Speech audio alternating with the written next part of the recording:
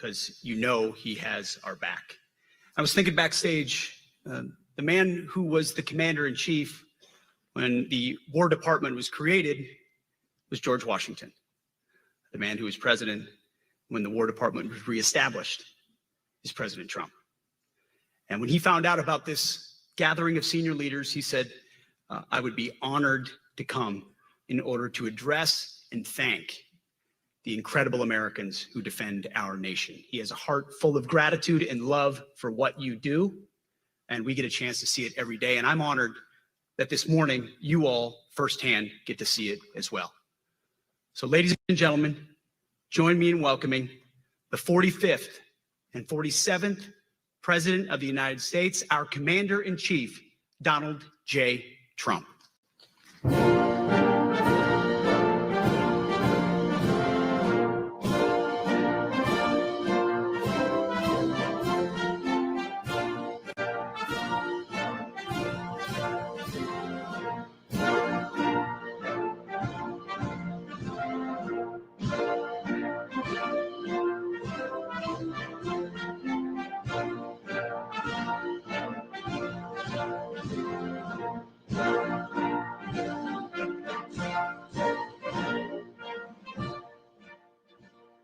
Thank you very much, Pete.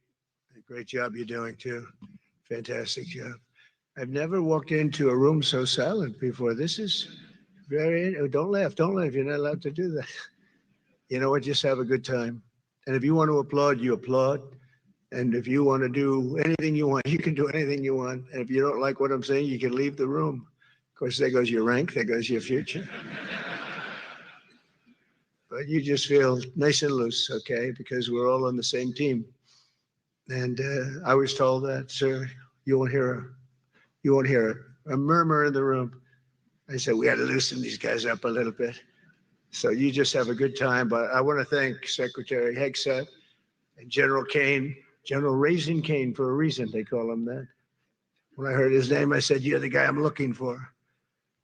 The Joint Chiefs of Staff and so many others in this room who together represent the greatest and most elite fighting force in the history of the world, the United States military.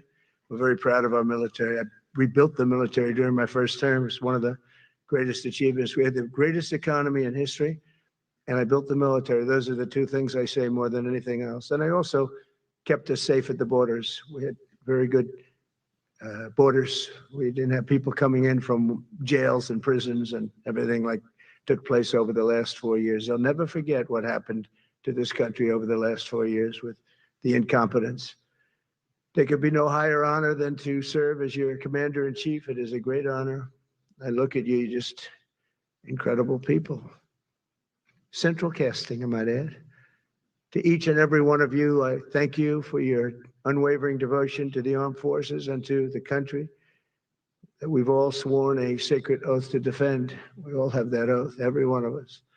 I'm thrilled to be here this morning to address the senior leadership of what is once again known around the world as the Department of War. I know Pete spoke about it. He gave a great speech, I thought. Great speech. I don't want him to get so good. I hate that. You know, no, I hate it. I almost fired him. I said, you can't, I don't want to go on after that. Now, he gave a great speech, but he talked about Department of War. We were sitting there. I said, didn't it used to be called the Department of War? And he goes, yes, sir. They changed it like in the early 50s. So we won the First World War. We won the Second World War. We won everything in between and everything before that. We only won. And then we went, in a way, woke. That was probably the first sign of wokeness. And we changed it to defense instead of war. And I said, what do you think? How do you think if we change it back? Would that be a nice idea? And Pete loved it immediately. Some people thought about it. You know, they gave it a little thought. But in the end, we did it. And I have to be honest, it's so popular. I thought it would be met with fury on the left. But they're sort of giving up, I must be honest with you. They've had it. They've had it with Trump. They've been after me for so many years now. Here we are. Here we are. Come to the White House anytime you'd like. No, they've given up. They're bad, a lot of bad people. But all over, that's been so popular. It's been very popular. I really thought that we were going to have to sort of fight it through. There's been no fight. There's been no fight. Like what I called the Gulf of America, because to me it was always the Gulf of America. I could never understand.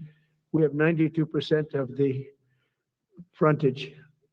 And for years, actually 350 years that were there before us, it was called the Gulf of Mexico. I just had this idea. I'm looking at a map. I'm saying, we have most of the frontage. Why is it Gulf of Mexico? Why isn't it the Gulf of America? And I made the change and it went smoothly. I mean, we had a couple of fake news outlets that refused to make the change. And then one of them, AP, took us to court and we won. And the judge, who was a somewhat liberal judge, said, the name is the Gulf of America, because AP refused to call it the Gulf of America. They wrote, they're not a good outfit, by the way. They call it the Gulf of Mexico. I said, no, the Gulf of America is the name. And the judge actually said that, in fact, you can't even go into the room because what you're doing is not appropriate. The name is the Gulf of America. Google Maps changed the name. Everybody did, but AP wouldn't. And then we won in court. How about that? Isn't that so cool? The Secretary Hicks beautifully described the name change reflects far more than the shift in branding. It's really a historic reassertion of our purpose and our identity and our pride. That's when we go with the word war. And you know, we want war because we want to have no wars, but you have to be there. And you know, sometimes you have to do it.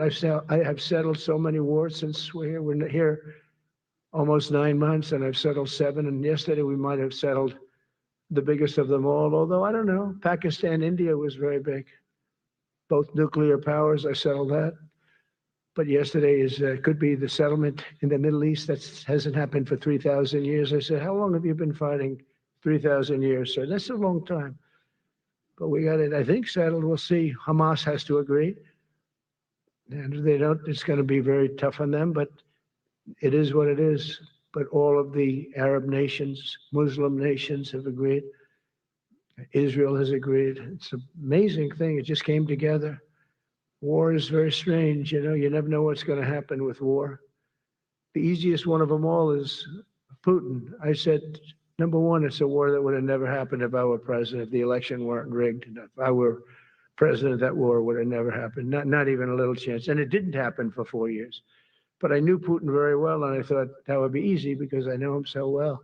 Well, that one turned out to be the hardest of them all. We had some that were not settleable, and they all got settled. So if this works out that we did yesterday with the Middle East, then that's more than a war. That's lots of wars. That's all combined. That's a lot of wars. Many of you were over there in many different capacities in many different countries. That's a big part of the earth. But if that works out, it would be 8+. I could give myself 2 or 3 for that one. And then we just have the one to settle, and we have to settle it up with President Putin and Zelensky. Got to get them together and get it done. But the only way we can do that is through strength. I mean, if we were weak, they wouldn't even take my phone call. But we have extreme strength. We had the horror show in Afghanistan, which is really the reason I think that Putin went in. He saw that horror show by Biden and his team of incompetent people. And that showed, I think it gave him a path in. I wasn't there any longer. I watched that and it was so horrible. I think it was the most embarrassing day in the history of our country. And now we're back. And that's it. We're not going to have any of that crap happen, I can tell you. That was terrible, so terrible. Together we're reawakening the warrior spirit, and this is a spirit that won and built this nation. And from the cavalry that tamed the Great Plains to the ferocious, unyielding power of Patton Bradley and the great General Douglas MacArthur, these are all great men. In this effort, we're a team, and so my message to you is very simple. I am with you, I support you, and as president, I have your backs 100%. You'll never see me even waver a little bit. It's the way it is. And that includes our great police officers and firemen and all of these people that are doing so well. Together over the next few years, we're going to make our military stronger, tougher, faster, fiercer, and more powerful than it has ever been before. I rebuilt our nuclear, as you probably know, but we'll upgrade that also and just hope we never have to use it. We have to hope we never have to use it because the power of that is so incredible. I see things I don't think they'd show it to you. I really wouldn't want them to show it to you. But when you see the result of what's left, you never want to use that. Never, never, ever. We were a little bit threatened by Russia recently, and I sent a submarine, nuclear submarine, the most lethal weapon ever made. Number one, you can't detect it. There's no way.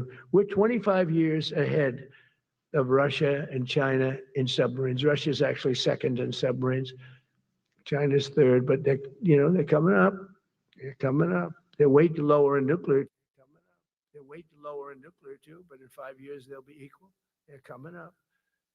And you don't have to be that good with this. And that works for. I mentioned the word nuclear. I moved a submarine or two, I won't say about the two, over to the coast of Russia, just to be careful, because we can't let people throw around that word. I call it the N word. There are two N words, and you can't use either of them. You can't use either of them.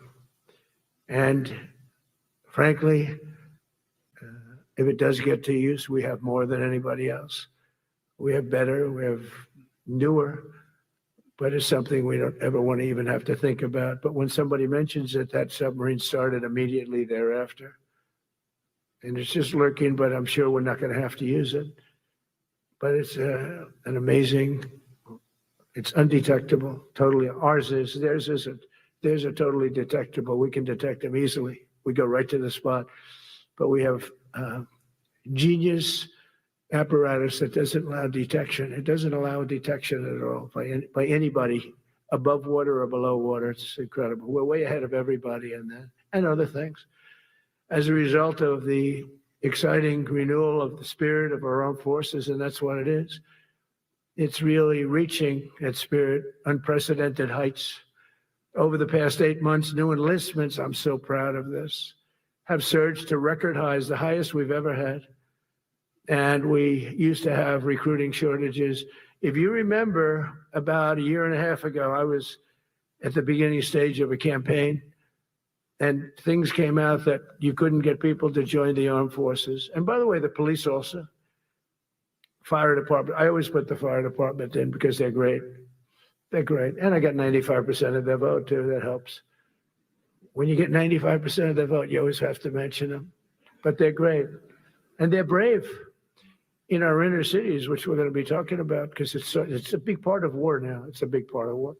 But the firemen go up in ladders, and you have people shooting at them while they're up in ladders. I don't even know if anybody heard that.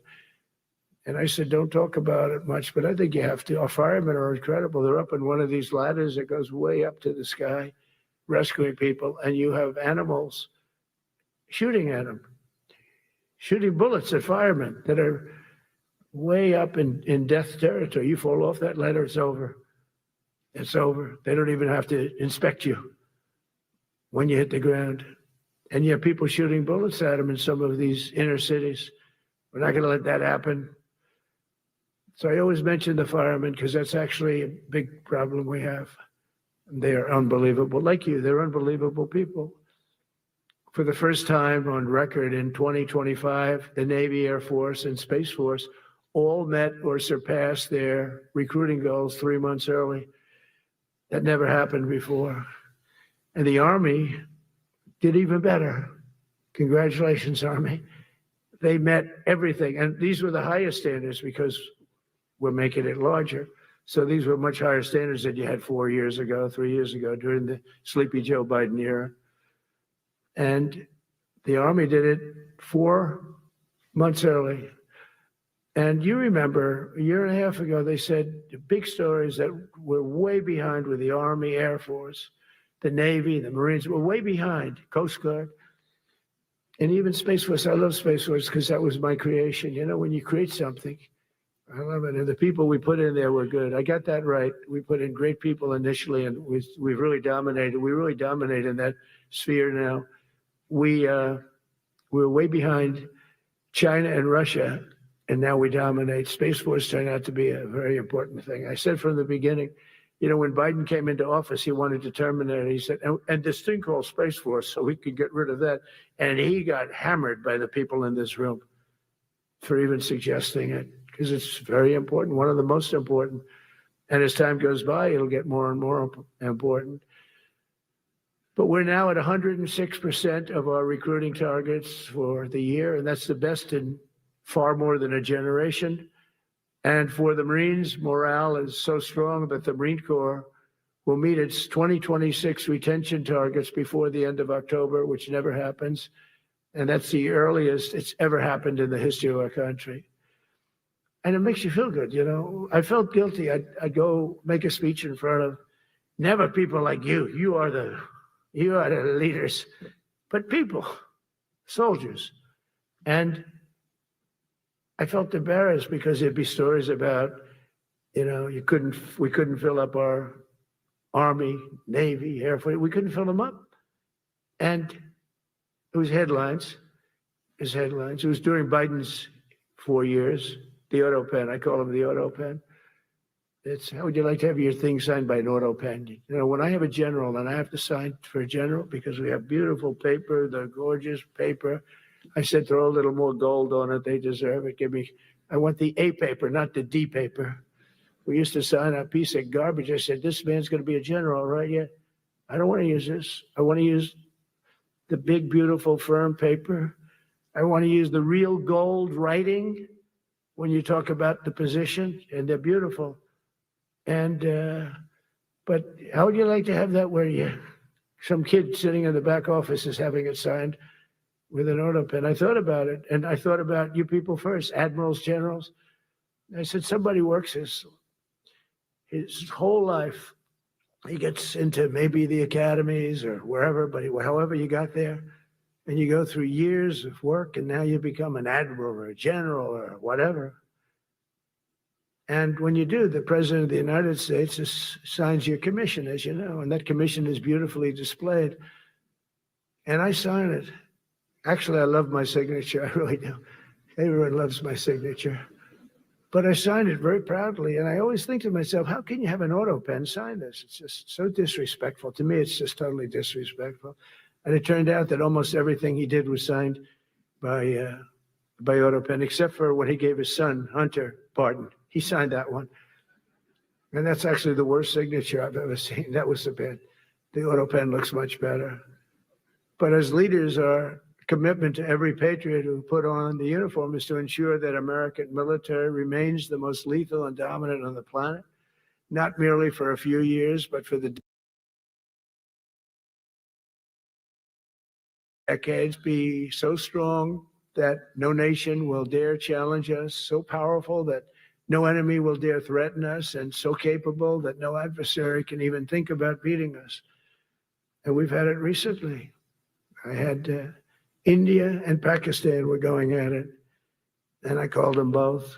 And in this case, I used trade. I'm not going to trade with you. Two nuclear nations, big nuclear. And no, you cannot do that. I said, yes, I can. You go into this freaking war that I'm hearing about. Actually, they just shot down 7 planes. 7 planes, it was starting. There's a lot of bad blood. And I said, you do this, there's not going to be any trade. And I stopped the war. It was raging for 4 days, but that was just the beginning. And we stopped it. It was a great thing. And the Prime Minister of Pakistan was here, along with the Field Marshal, who's a very important guy in Pakistan. And he was here 3 days ago. And I didn't even realize it as beautiful as he said it, but he said that to a group of people that were with us, 2 generals, but a group. He said, this man saved millions of lives because he saved the war from going on. And that war was going to get very bad, very, very bad. President Trump saved millions and millions of lives. That was a bad war. And I was very honored. I loved the way he said it. Susie Wiles was there. She said that was the most beautiful thing. But we saved a lot of them. Saved a lot of them. Even in Africa, we saved the Congo with Rwanda.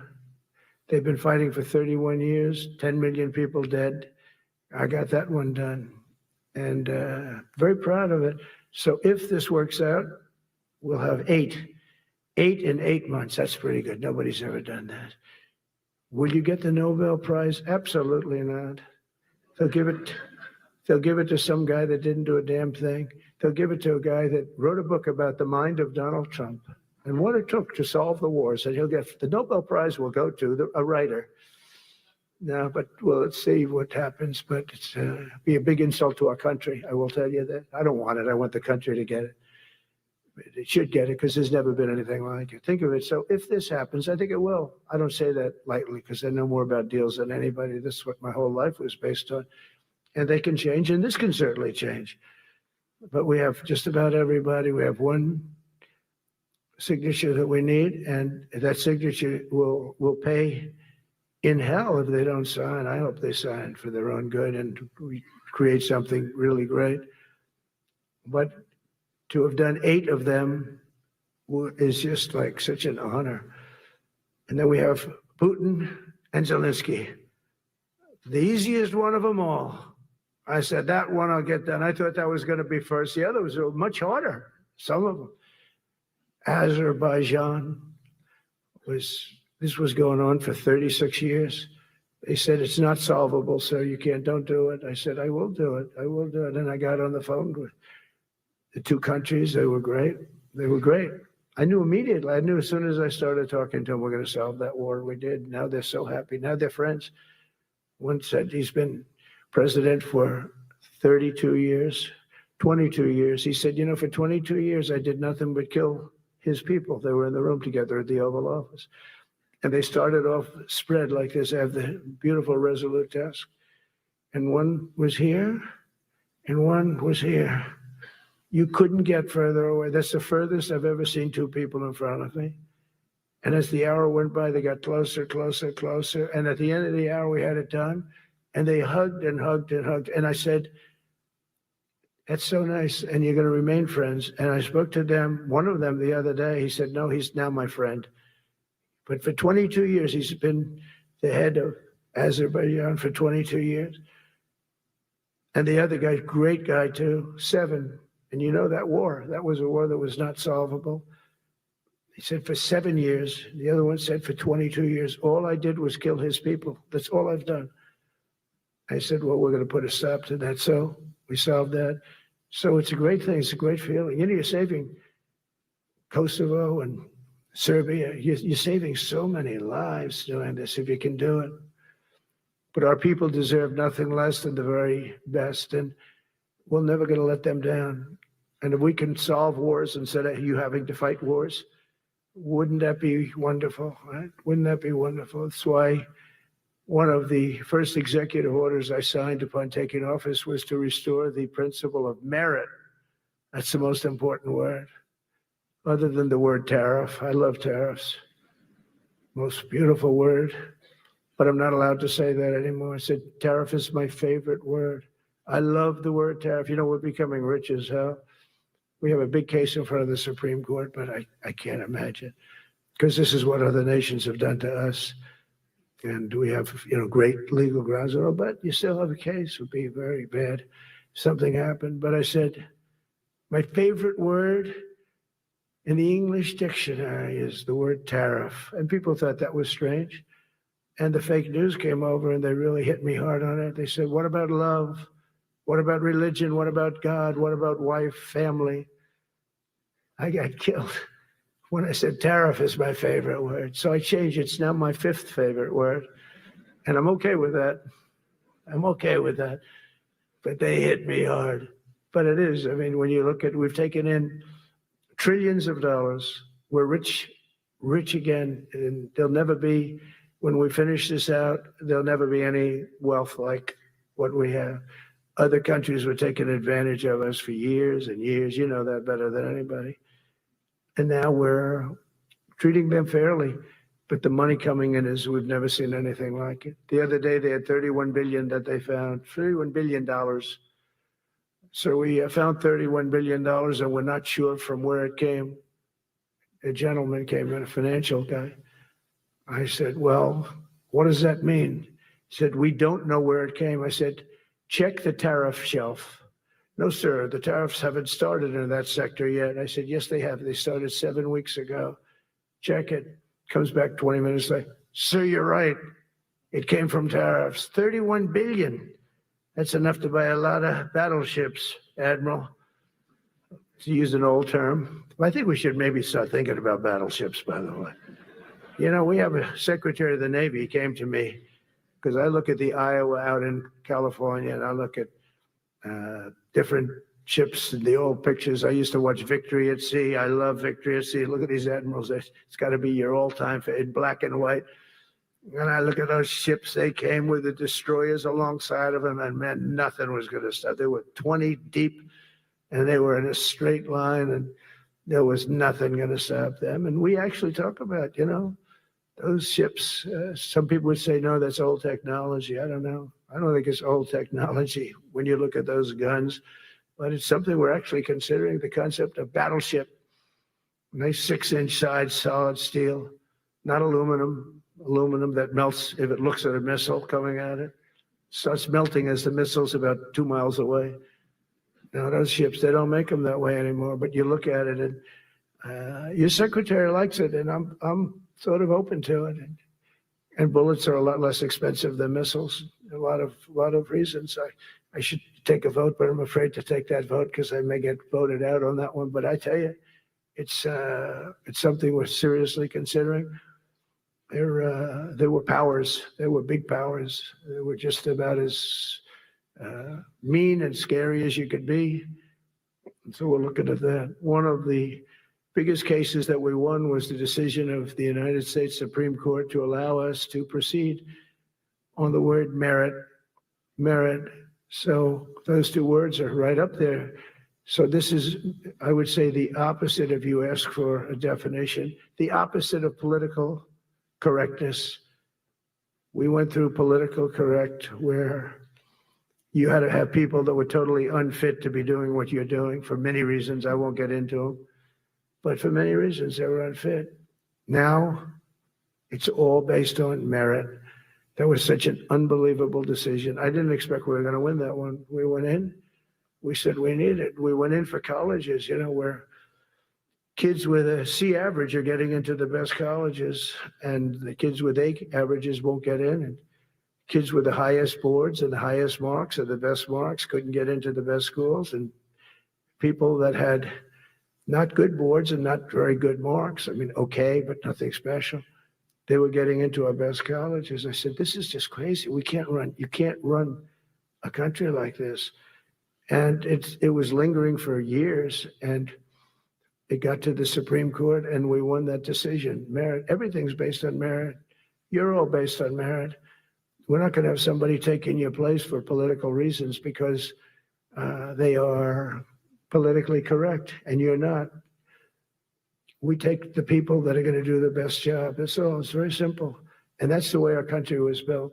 We were built on merit. We got away from it for a long time. And everyone understands it. And it was done. It was approved. I give great credit to the Supreme Court because I thought they had tremendous courage. I didn't think they'd do that. That was tremendous. I give them maybe for that decision almost more than anything, because it's a hard decision to make. It's really hard. The apparatus of our country was not set up for merit. It was set up for political correctness. And you can never be great if you're going to do that. And we're going to be greater than we ever were before.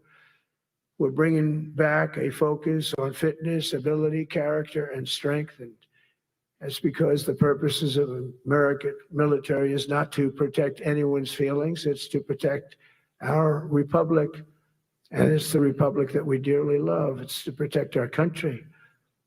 We will not be politically correct when it comes to defending American freedom. And we will be a fighting and winning machine. We want to fight. We want to win. And we want to fight as little as possible. You have to count on people like me to keep you out of wars because we don't want to go into wars. Many of the wars that I just told you about, we could have entered those wars and settled them in a different way, lose a lot of our troops. And we could have settled them, I guess, differently. Maybe not, actually.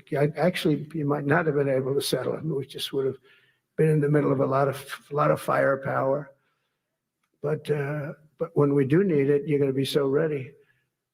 And you know it. But very importantly, with that goal in mind, I've committed to spending over $1 trillion on our military in 2026. And that's the most in the history of our country. $1 trillion. That's a lot of money. I hope you like that. Ma'ams and sirs, I hope you like it. That's a hell of a lot of money. We have the best of everything.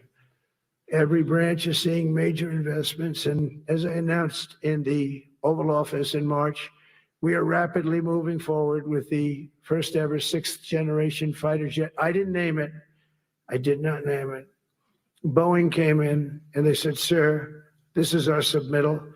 It's the greatest fighting jet ever done. And you know, they're testing all these planes, all the companies are testing, and this one tested like through the roof. And they said, we'd like to name it the F-47. I said, all right, let me think about it.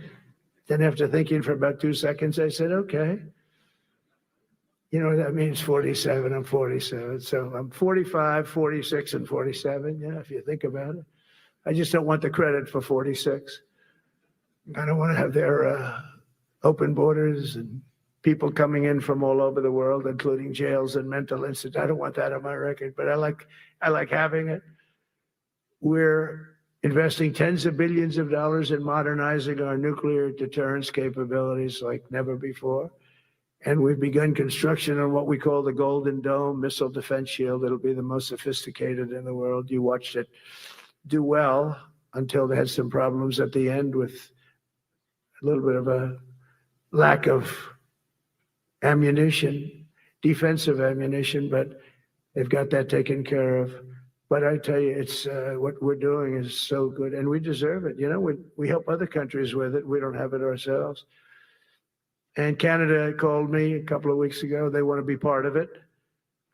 To which I said, well, why don't you just join our country? You become 51, become the 51st state, and you get it for free. So I don't know if that made a big impact, but it does make a lot of sense. It actually makes, because they're having a hard time up there in Canada now, because as you know, with tariffs, everyone's coming into our country. We have more investment than we've ever had before, $17 trillion coming in. As an example, in 4 years, Biden didn't have $1 trillion. We have 17 trillion more than that in 8 months coming in. And they're coming in from Canada, Mexico, from Europe, from all over. AI, auto plants. Everybody's coming back to the United States. Under my budget, we will be expanding the U.S. Navy by at least 19 ships next year, including submarines, destroyers, assault ships, and more. And it's going to be much more than that as we go along, because we basically don't build ships anymore. We do build submarines, but we don't build ships. Do you know, in the Second World War, they were freighters and different types, but we were doing a ship a day. And now we don't do ships. And I'm not a fan of some of the ships you do. I'm a very aesthetic person, and I don't like some of the ships you're doing aesthetically. They say, oh, it's stealth. I said, that's not so. An ugly ship is not necessary in order to say you're stealth. By the way, the B-2 bombers were incredible. That is stealth. They went into that. I was with General Kane and Pete were in the, we call it the war room, but we're watching them go in, and they were totally untouched. They were not seen. They were literally not seen. They dropped their bombs. They hit, every single one of them hit its target. It was total obliteration. CNN, when we came back, fake news CNN, oh, their camera just went off.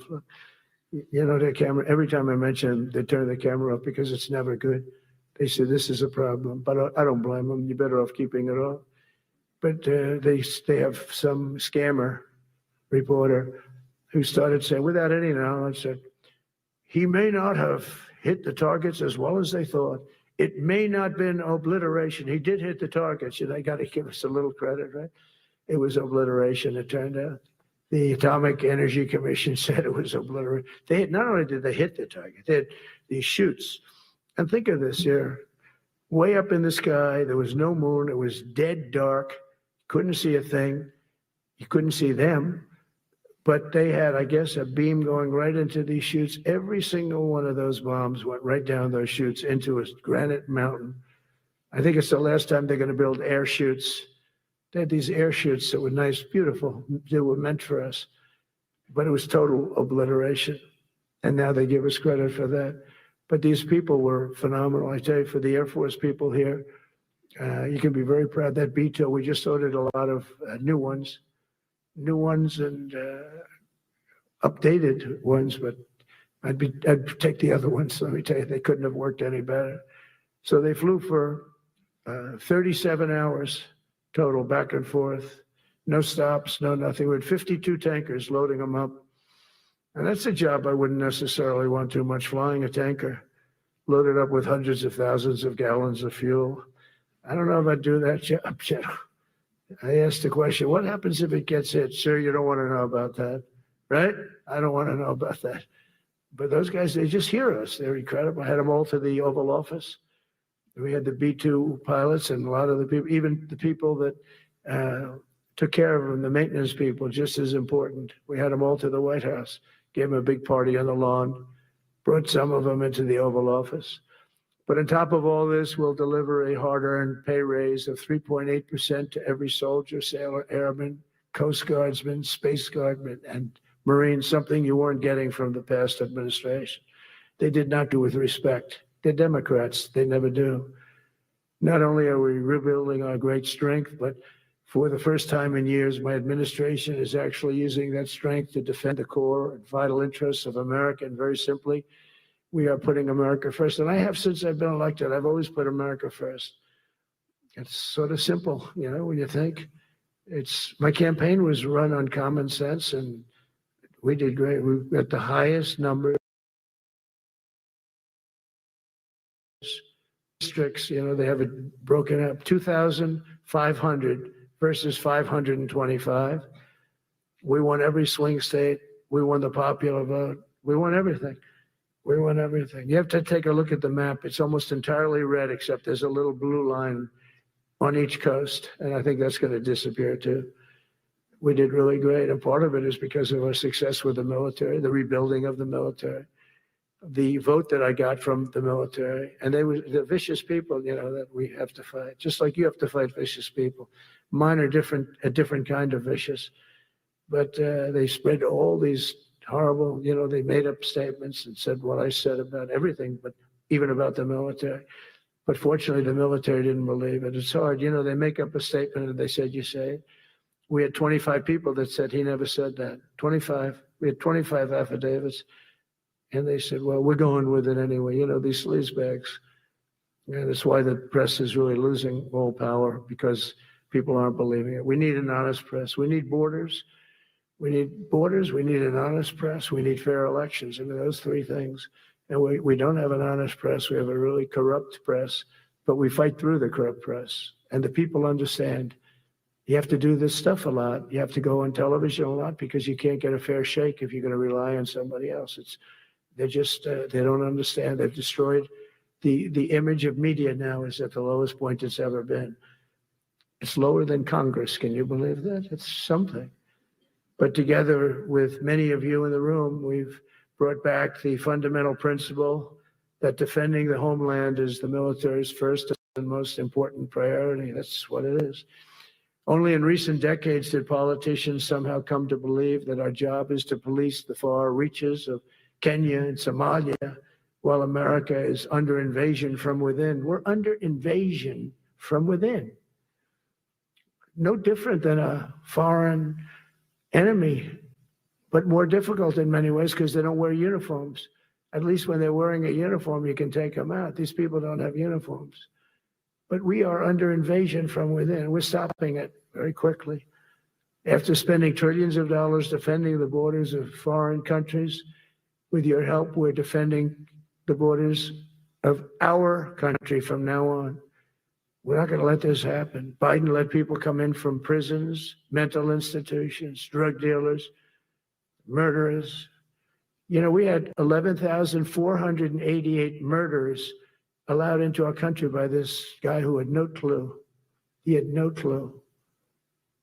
He shouldn't have been there in the first place, but he had no clue. The people that ran the office, the White House, were people that surrounded him, radical left lunatics that are brilliant people, and they allowed people from all over the world, from the Congo. They opened up prisons in the Congo.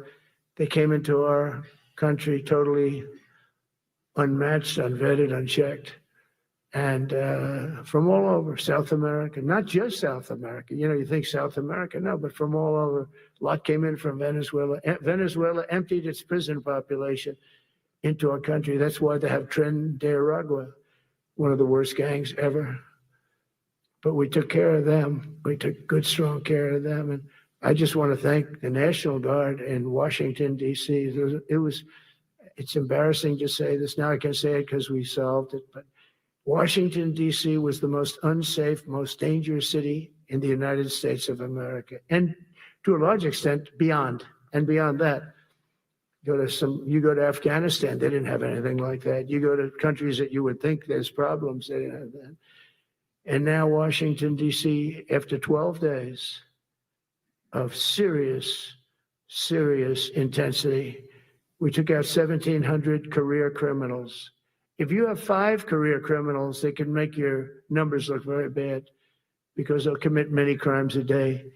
But we took out 1,700 and they took them out. There was no doubt who the boss was. They did an unbelievable job. Then they started even cleaning. I said, I don't want them doing that, sir. They were cleaning it up. I drove through it 2 days ago. It was beautiful. People are walking down the street holding hands, man and wife coming from Iowa. They're not worried about being shot. Washington, D.C. is now a safe city. In fact, I went out to dinner with my crew. I haven't done that. In theory, I wouldn't do it. And I felt totally safe. And nobody's been attacked. Nobody's been hurt. Washington, D.C. went from our most unsafe city to just about our safest city in a period of a month.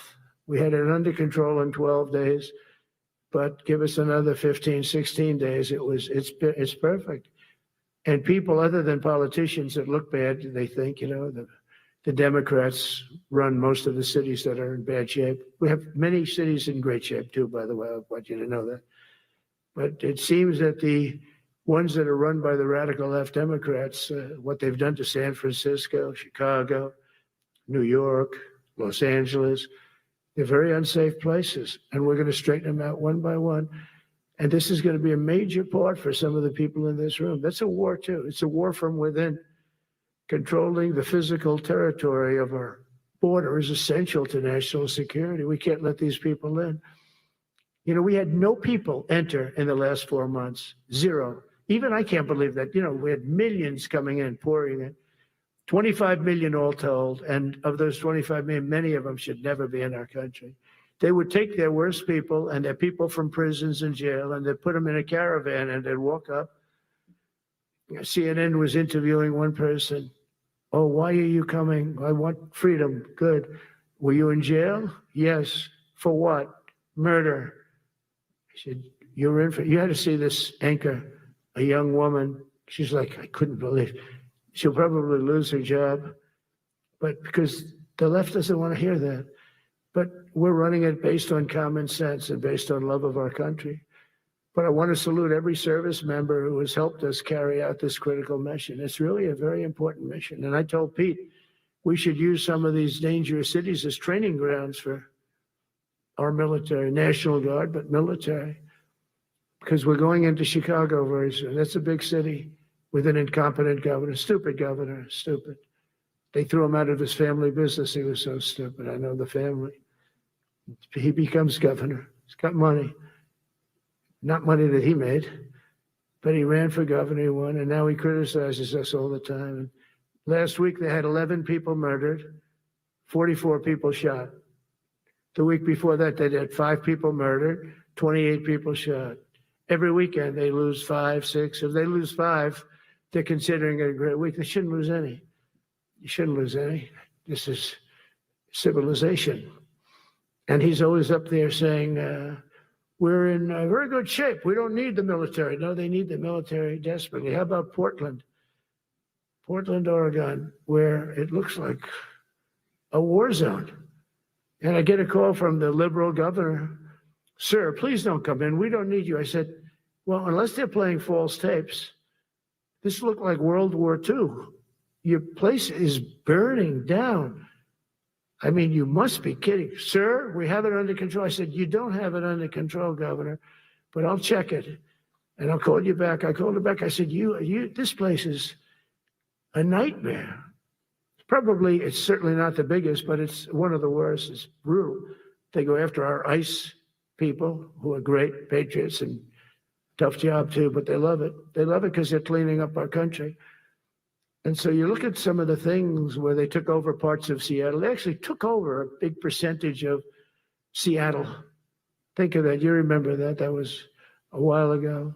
And I sent in the troops and they were gone. As soon as I sent them in, when we send in the troops, if you have a real leader that says you got to do what you have to do, I put that out the other day. You got to do what you got to do because we don't want our people hurt as they stand by. I was watching during Biden, there were troops standing up like this, brave, standing up at attention, the way I should stand all the time. And I'm like this. And people are standing, and their mouth is this far away from their mouth, and they're spitting at them, and they're screaming at them. And that soldier standing there, he wants to knock the hell out of the person, but he's not allowed to do anything. So they just stand there and they get abused. And a woman was this far away from his face, and she starts spitting in his face, and he's not allowed to do anything. If it's okay with you, generals and admirals, I've taken that off. I say, they spit, we hit. Is that okay? I think so. They spit, it's a new thing. They spit, we hit. How about the cars where the cars are coming out? They get brand new cars, Border Patrol, ICE, beautiful, nice new cars.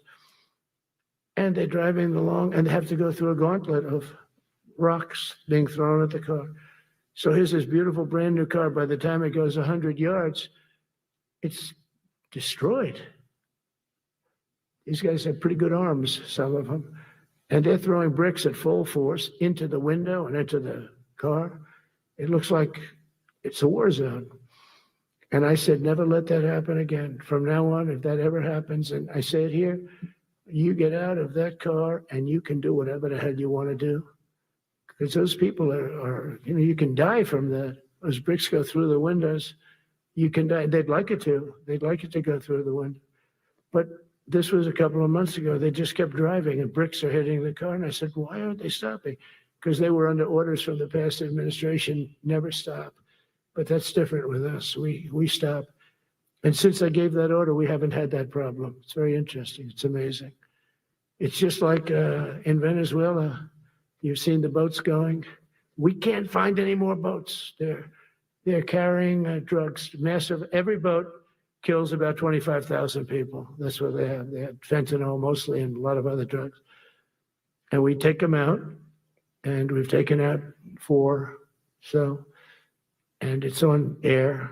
Everybody gets to see it. Not that we like to do that, but every boat kills 25,000 on average, 20. Some people say more. You see these boats, they're stacked up with bags of white powder.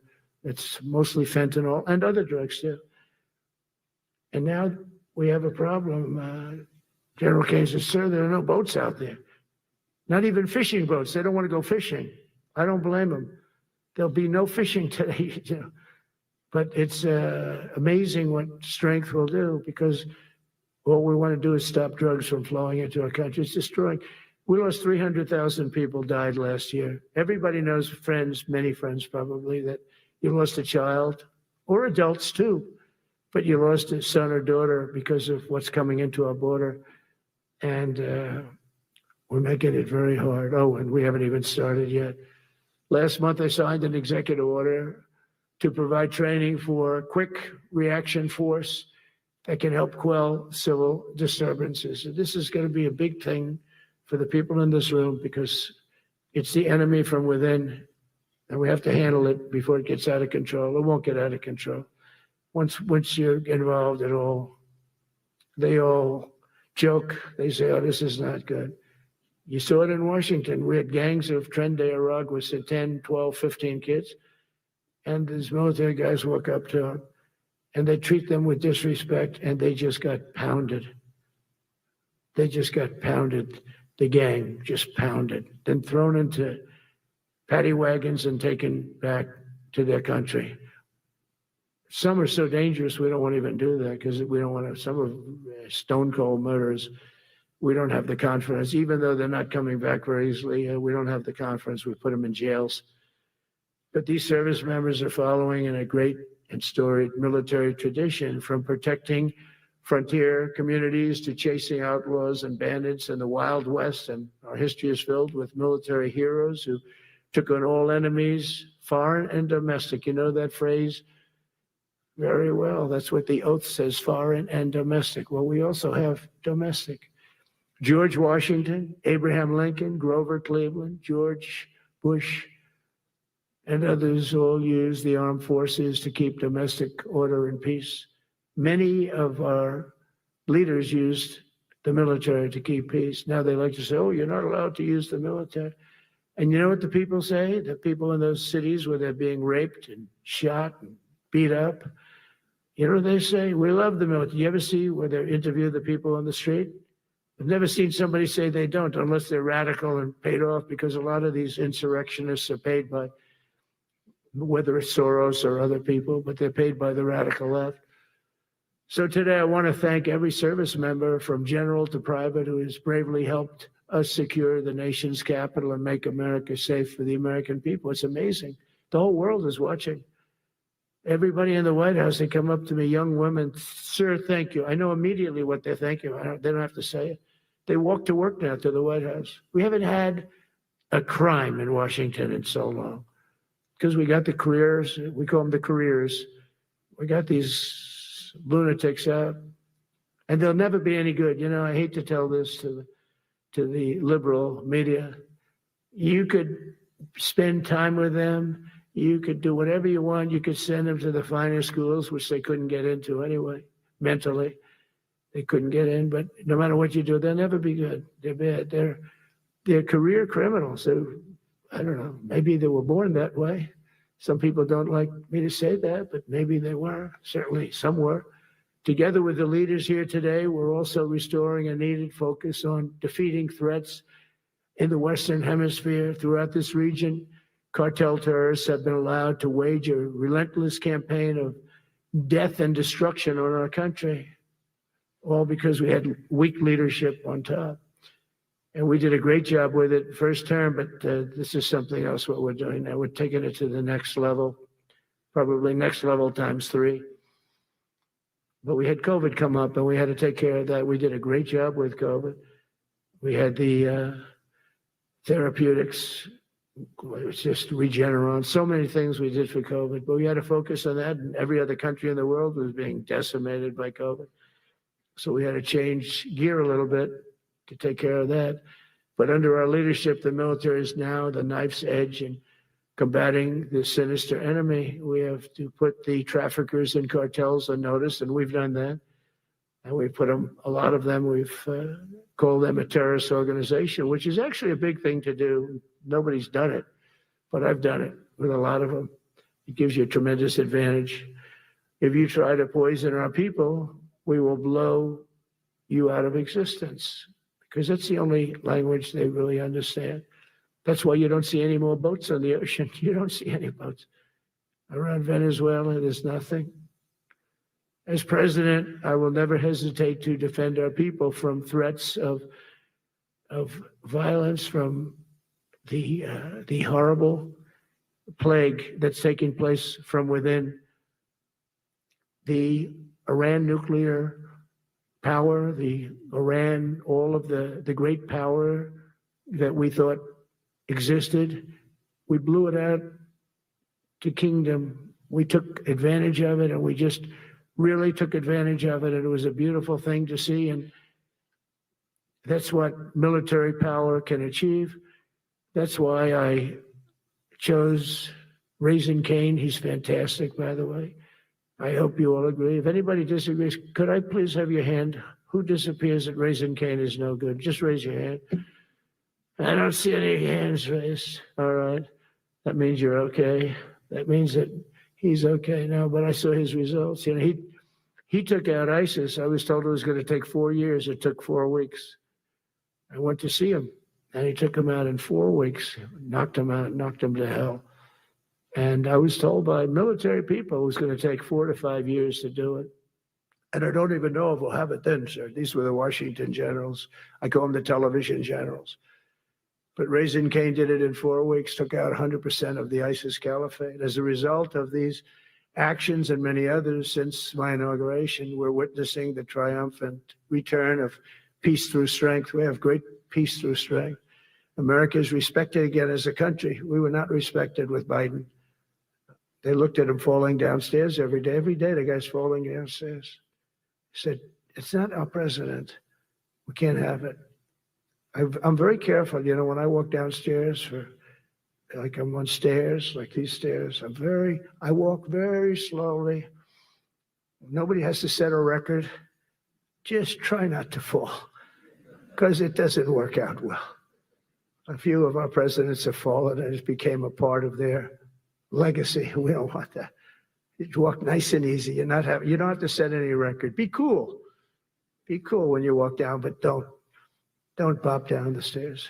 So one thing with Obama, I had zero respect for him as a president, but he would bop down those stairs. I've never seen da-da-da-da-da-da, bop, bop, bop.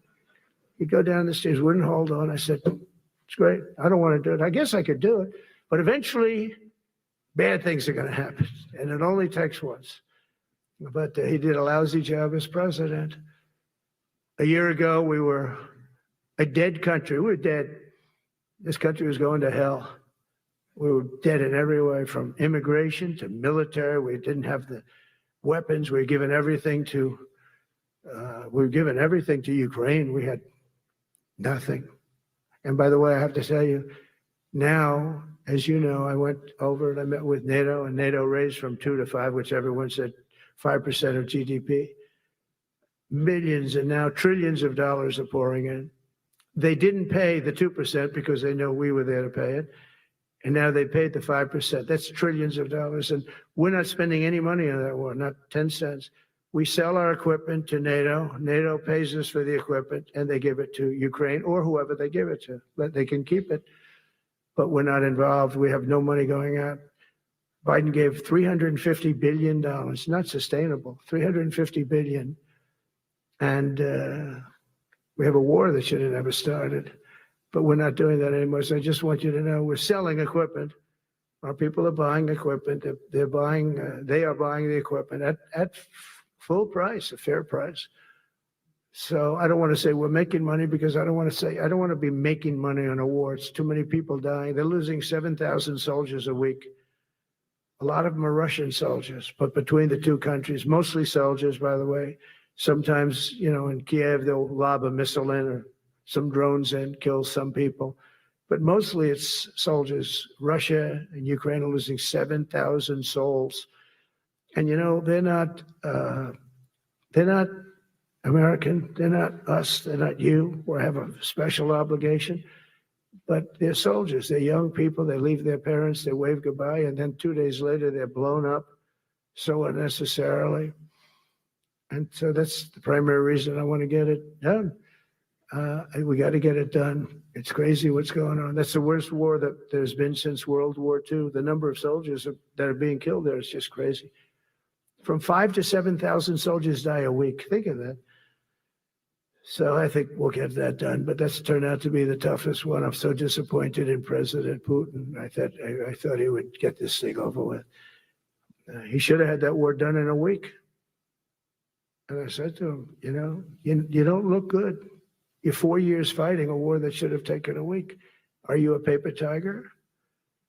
And it's a shame, but I think eventually we'll get that one done, just like in theory, I want to knock on wood, because you never know. It's like we're going to have the Middle East done. which is actually a much harder thing to do. I mean, thousands of years, but we have to get that war done. So now just think of it, we're a dead country. I was with the King of Saudi Arabia, a great guy. I was with the Emir of Qatar. I was with the great leadership of UAE. I was over there. We brought back $2 trillion and more. They ordered 200 planes, Boeings. They ordered so much, and they were great. But they all said essentially the same thing. They said, 1 year ago, you were a dead country, and now you're the hottest country anywhere in the world. We're the hottest country in the world right now. The absolute hottest country in the world. There's nobody even close. Putin said that to me. We met in Alaska, had a good meeting. Then he went back and started sending drones into Kiev. I said, I thought we had a good meeting. But it's one of those things. But we were a dead country a year ago, and now we're the hottest country anywhere in the world. Think of that. Good meeting. But it's one of those things. But we were a dead country a year ago, and now we're the hottest country anywhere in the world. Think of that. You could be proud of that.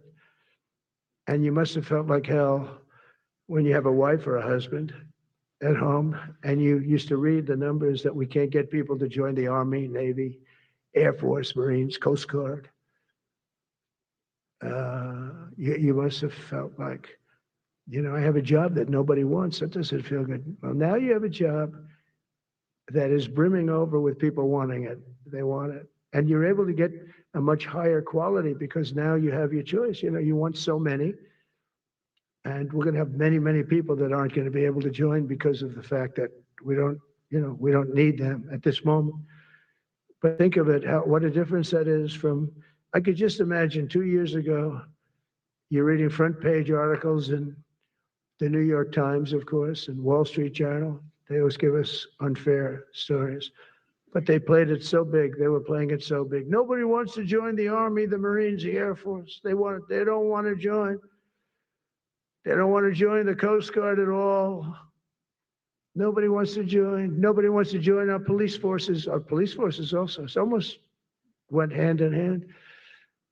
And I used to say, boy, I'm speaking in front of the military today, and it's embarrassing because I'm speaking in front of people who have a job that other people don't want, but now you have a job that everybody wants. So I think that has to make you feel good. It's one of the reasons I love being here today, because I wanted to say that. I have to say that everybody wants to be in the Army, the Navy, the Air Force, the Marines. If you think the Coast Guard and Space Force, our beautiful Space Force, it's a whole different world. And now they're signing up, by the way, seriously big numbers for the police. Dangerous job, isn't it? Huh? Fire department. But that's the paving the way for progress once thought almost impossible. I mean, a year ago, you wouldn't have thought that was possible. A year ago, they were talking about making the military smaller because they can't get the people to join. We're thinking about making it larger because we have so many people. And it's nice to be able to cut people because of merit that aren't really qualified for any reason, a physical reason, a mental reason. You don't have to take them anymore because you have the pick of the litter, and they all want to be with you. They all want your job. They want to be with you. They want to work with you. They'll even take your job, Got to be a little bit sharp. You got to watch it. But everybody wants to be doing what you're doing now. What a difference when I speak to you, and I can say that as opposed to a couple of years ago when I was talking to rooms where they were desperate to get people and they couldn't get them. What a difference a presidential election can make. That's all it is. It's just a presidential election. Yesterday at the White House, we put forward a plan for peace in Gaza. We announced it, and we're going to create something that was my idea, but unfortunately I got drafted. It's going to be called the Board of Peace, and it's going to reign over that territory, and we're going to get that done. And they asked if I'd be the chairman of the Board of Peace. I wasn't counting on that. I had the idea for the Board of Peace, but I said yes. And I guess because of that, every leader, everybody wants to be on the Board of Peace.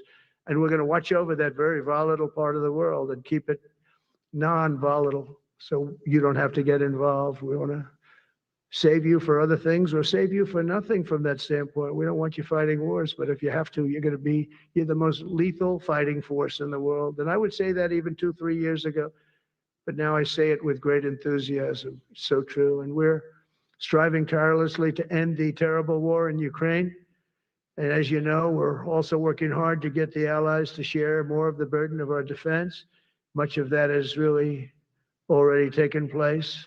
But all NATO members have committed to the increase that I talked about. Think of that. That was unthinkable. It used to be 1%, then we got it up to 2% in my last term. And they did not like it. And now I got it to 5%, and I get along great with all of them. In fact, they call me the president of NATO. I said, I don't think so. But they're great. They're great people, and they're spending a lot of money, and a lot of money that they should have been spending in the past. But I think Putin was a wake-up call for them, really. We're now selling large quantities of American-made weapons to NATO, and we're getting really fair pricing. We're making a lot of money. It's my hope that from Europe to Asia to the Middle East, our allies will make similar commitments to increase their military capabilities. And this will greatly strengthen our alliances, and also it will make war far less likely. You know, if you're a strong presence like we are such a strong presence now. And I go around bragging about that. I said, we have the strongest military anywhere in the world. I say it. You never heard Biden say that. Never heard him say anything. But you never heard him say, did he ever hear him say, we have the strongest military? He doesn't say that. I say it. We have the strongest military anywhere in the world. We have great leadership. And I'll tell you, Pete and General Kane, and all of the people that I've met that have been lifted up in rank. And we got many of them out of here, too. I'll be honest with you. Didn't like doing it, but we got many of you out of here because we weren't satisfied. We know everything about everybody. It'll also help the United States rapidly rebuild our defense industrial base. Each of you can play an important part in getting allies to do their part. So to that end, Secretary Hegseth will soon be announcing major reforms to streamline military acquisitions and expedite foreign military sales. We have tremendous numbers of countries that want to buy our equipment. And, you know, in many cases, it takes too long. They're backlogged. We're backlogged on all the equipment, which is something that's new to us a little bit. And I told those companies, you better get your ass going because we're selling you a lot of equipment. We're getting countries to buy your equipment. You got to produce the equipment. Some of the countries, I'm not going to mention, but some of the countries are buying a lot. And that's a good thing. They're on our side 95%. I'll never say 100% because it can always turn, right? You know about that. But they're on our side. The problem is we have to get the companies that make this equipment, and we make the best equipment in the world, but they got to make it faster. We have orders for the F-35. We have orders for everything. The new F-47. We have orders for everything. They got to make it faster, a lot faster. Ammunition they have to make faster.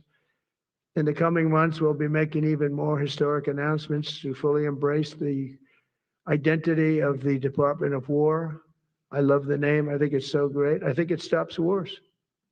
The Department of War is going to stop wars.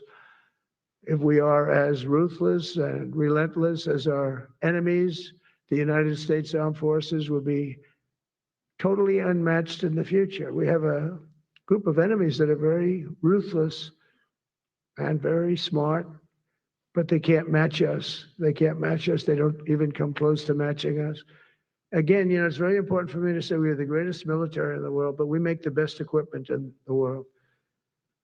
I watched our anti-missile missiles. I watched our Patriots just knock things out like a needle, hitting another needle on the stage. There's a needle up there, and you send another needle up, and it hits it every time.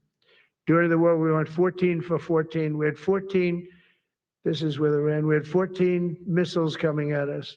All 14 were knocked out of the sky, every one of them. We make the best equipment. From Sparta to Rome, to the British Empire, to the United States of America, history has shown that military supremacy has never been simply a matter of money or manpower.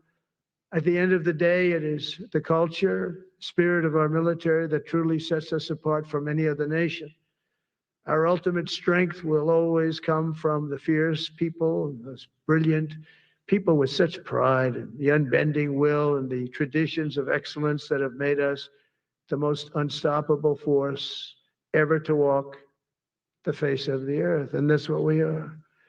Remember, we never want to use it, but we have the most powerful nuclear capability, and I call it nuclear deterrent of any other country. Nobody close. The men and women in this room inherit the legacy built and won by Washington and Jackson, Grant and Pershing, Eisenhower and Patton, Nimitz and LeMay. We carry forward the majestic military heritage passed down from father to son, soldier to soldier, and one generation of warriors to the next. You are warriors, you know that, right? You're great warriors, or you wouldn't be in this room. You're the best of the best. From Concord Bridge to Fort McHenry, from Gettysburg to Manila Bay, from Normandy to Sicily, and from the jungles of Vietnam to the dusty streets of Baghdad, America's military has charged into hellfire, climbed up jagged mountains, crossed roaring oceans, and thundered across open deserts to defend our flag, our freedom, and our homeland. Nobody does it like you. Now we are discovering American muscle, reasserting American might, and beginning the next story chapter in American military legends and lore. That's Lore. It is lore. When it comes to defending our way of life, nothing will slow us.